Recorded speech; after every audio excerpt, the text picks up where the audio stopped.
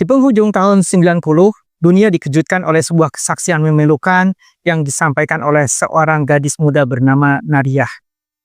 Dengan suara bergetar dan air mata yang nyaris jatuh, ia berdiri di depan Komite Hak Asasi Manusia Amerika Serikat dan menceritakan kengerian yang ia saksikan sendiri. Bagaimana tentara Irak, kata Nariyah, masuk ke rumah sakit bersalin di Kuwait, mencabut bayi-bayi dari inkubator, dan membiarkan mereka mati di lantai dingin rumah sakit. Kesaksian Nariyah begitu mengguncang hati siapapun yang mendengarnya. Media-media besar kontan menyiarkan kisah ini berulang-ulang. Gambar-gambar ilustrasi bayi tak berdosa menjadi headline, memicu gelombang kemarahan publik di seluruh dunia. Para politisi termasuk Presiden Amerika Serikat saat itu menjadikan cerita ini sebagai bukti mutlak kebiadaban Irak dan alasan moral yang sah untuk menggelar operasi militer besar-besaran di Teluk.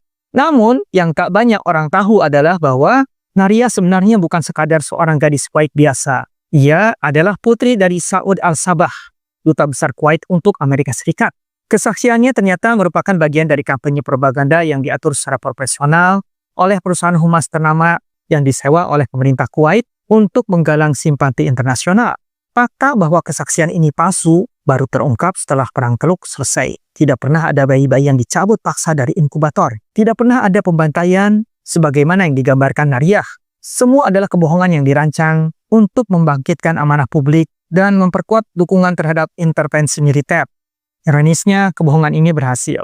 Hanya dalam hitungan minggu setelah kesaksian itu, opini publik Amerika Serikat berubah drastis mendukung perang.